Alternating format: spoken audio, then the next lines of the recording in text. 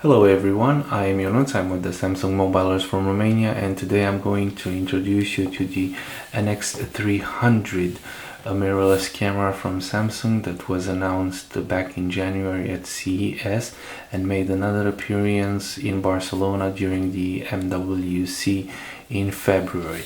I've been using this camera for over a month and a half now, and I used it with two lenses, the 20 to 50 millimeters, which is a very lightweight and very portable lens, and the versatile 18 to 200 millimeters with optical image stabilization. Both are enabled with the eye function, but I will get back to this later in this quick review. On the outside, the NX300 has a premium look, a retro modern look given by the brushed metallic finish on the top and the bottom side, and the leather-like insertion on the front, which ensures a better grip. The grip support is continued on the back with the support for thumb. On the front side we find the AF assist beam, which is helping the autofocusing hybrid system to focus much faster and much more accurate, and the lens release button, which is pressed when changing the lenses on the camera. On the right side we find two ports, an HDMI port to connect the camera either to a projector or to an HD TV via a cable, and play back the files on the camera onto that device. And we have the micro USB port for charging the camera battery or for transferring the files from camera to the computer through a cable. Speaking of battery, the battery is housed in a compartment in the bottom side. It's a removable battery, 1030 milliamps hour, and in the same compartment we find the SD card slot to store the photos and the videos we're taking with the camera on. Also on the bottom side we have the standard tripod mount to mount the camera on a tripod to take long exposure photos or to shoot video. We're going on the back side where we can find a 3 inches AMOLED touchscreen display, which has a wide VGA resolution. As you can see, it's a touchscreen. You can access the menus and functions of the camera using the touch screen, or you can use the buttons on the side. The buttons are functioning according to the mode you set your dialer in. Therefore, when I'm in scene mode, for example, I cannot change the ISO value, but if I go to manual, I can. Also, the menus of the camera change according to the mode your dialer is set in. Therefore, you could always check, because when shooting video, for example, in manual mode, I set I don't remember what I set, but I'm going here to the video section. Yeah, I set it to shoot at 720 resolution with 50 frames per second at one time speed. I can shoot to 10 times speed at this resolution, but I used it earlier to shoot to 20 times speed. I'll post the sample right after this quick review. This is on the back side. We'll go on the top side. We have the main dialer. As you can see, you can switch between several modes: auto, scene, eye function, or PASM, and wireless. I'll explain what's with wireless at the end. In auto mode, the camera establishes the mode you're taking the pictures according to the condition it senses.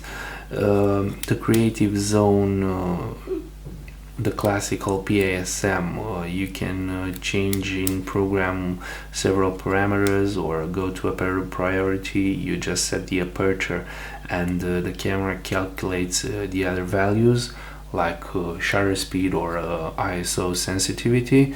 Shutter priority, you set the shutter speed and the camera will calculate the other parameters, or you can go fully manual. In case that you're not that good in changing the parameters, the camera comes in with either the lens priority mode, when you just press the eye function button on the lens and you take a few easy steps. Sorry, you have to use the wheel when changing something in eye function. You just change the depth of field and it makes the other calculations according to what you want to obtain, either a blurred background or a very sharp landscape and so on. Or you can go on to one of the scene smart modes where you have several presets like best face, beauty face, ideal for portraits, macro, waterfall, sunset, night. Being close to this subject, I'm going to choose macro now. I'm going to zoom in because this is macro, what macro is all about. So it took me a picture of the macro. I'm using a very slow card and I have a pretty good picture. The model I have here, trust me, it's barely sketched. And we have the Wi-Fi mode, in which we have several options, like the mobile link. You connect to your Android enabled device like a tablet or a smartphone. You have the remote viewfinder option. You find an app in the Google Play Store. You can set your camera to auto backup when using a preferred wireless network like your home network. You go home, you put your camera to charge, and meanwhile, while charging, without you having to do anything, the camera will upload the photos to your computer or to the cloud.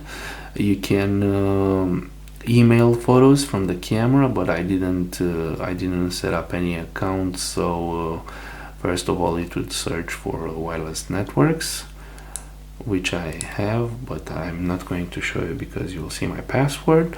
Or you can share your photos from the camera to Facebook Picasa, or videos to YouTube, or sync them with your SkyDrive account. Shortly, this would be the modes to shoot. As I said, the wheel here has a double function when using one of the manual modes, in which you already established some parameters, like I wouldn't go higher than ISO 800, for example, and I know the aperture I want to use, but I need to change the shutter speed. The easiest way would be to use the eye function combination and the wheel. I just pressed the eye function, sorry, and I'm in the shutter speed section, and by jogging the wheel I get to change my shutter speed, or I could do the same for ISO. If I don't want to change my shutter speed, I can make it much more sensitive to light. And as you can see, if I'm pressing the eye function button, I'm juggling through other settings like white balance, eye zoom, aperture, shutter speed, and so on. I forgot to mention that on the top side we have the shutter button itself, and a hot shoe. The hot shoe is used either to mount in the supplied flash unit, which is a Samsung unit. It is a very good unit. I tested it. After this I will put some samples taken with this flash, and I also put in other hot shoe flash units, like a 10-year-old Soligor or like a 2-year-old Sigma. They work, but they both worked out of the box. But keep in mind that not all the flash units might be compatible with this camera, but most likely the modern one will work with the camera. The on-off button, which is on and off like this, and you have a direct link button which basically does the same thing as the Wi-Fi mode, but with fewer options. You just press it and you'll be asked to configure a direct link to either a smartphone or a tablet to use that device as a remote viewfinder, or what I like is that you shoot the picture with the camera, and via Wi-Fi direct it goes to the tablet as well, or computer or smartphone. I'm using the tablet most. In terms of easy operating, the NX300 is very easy to operate. As you can see, I just point and shoot. It's not that point and shoot, because right now I'm in manual mode, where I can have control over my flash, over my exposures and stuff like that. It's very easy to hold and operate camera. One hand, if you are using auto mode, might do it, but with bigger lenses like the 18-200, you might need to support the lens with both hands. But even though it looks very big, this lens is very easy to work with and very easy to manipulate. You can see I'm using it with one hand. I told you I have a DSLR experience, and it's easy for me, but it's very comfortable to use. I'll leave you for now, and right after I close this segment, you will see samples, both videos and stills that I took with this camera, which I'm very impressed with. All the features of a DSLR in a more compact body, and going from, like, I don't know, 5 kilograms of equipment for a DSLR to like under 1 kilogram with this lens, for example, is a huge step for me. And it is very practical to use. Either I use it in the city, where I don't need to carry a big lens, the 2050 being more than enough for shooting buildings, or for shooting sceneries and stuff like that, and even portraits. Yeah, I'll show you a portrait in the samples I shot with the 2050.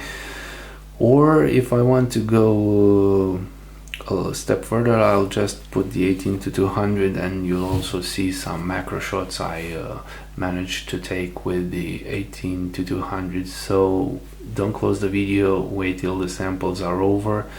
And yes, I put in 20 times time-lapse taken straight out of the camera, and I'll show it to you. That's about it now. Thanks for watching, and please subscribe.